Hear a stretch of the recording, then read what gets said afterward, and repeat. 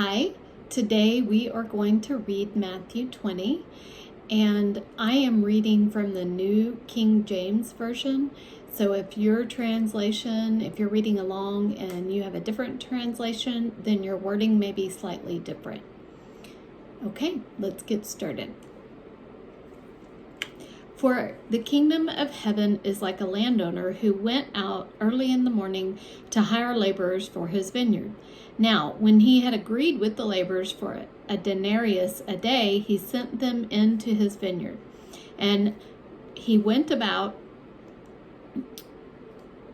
the third hour and saw others standing idle in the marketplace. And he said to them, "You also go into the vineyard, and whatever is right I will give you." So they went.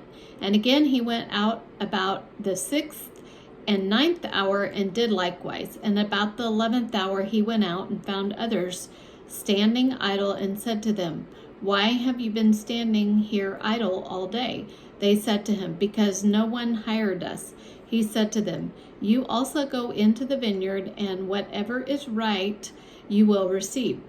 So when evening had come, the owner of the vineyard said to his steward, "Call the laborers and give them their wages, beginning with the last to the first." And when those came who were hired about the 11th hour, they each received a denarius. But when the first came, they supposed they would receive more, and they likewise received each a denarius.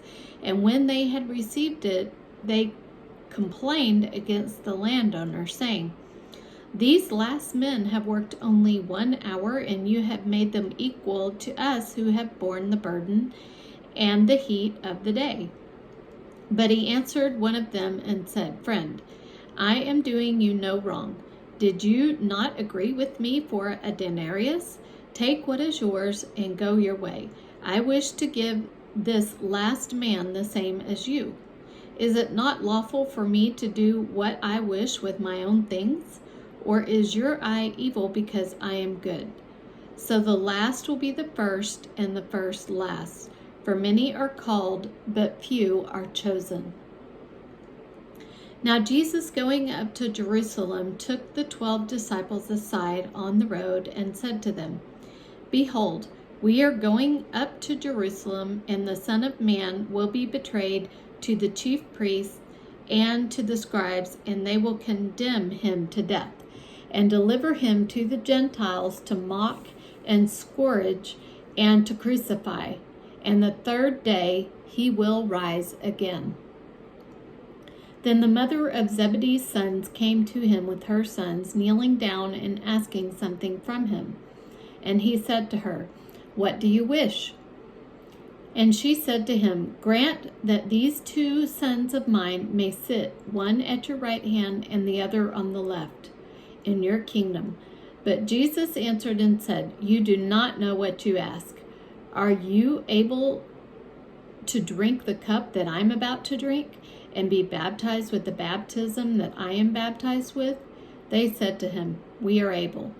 So he said to them, "You will indeed drink my cup and be baptized with the baptism that I am baptized with, but to sit on my right hand and on my left is not mine to give, but it is for those whom is prepared by my Father."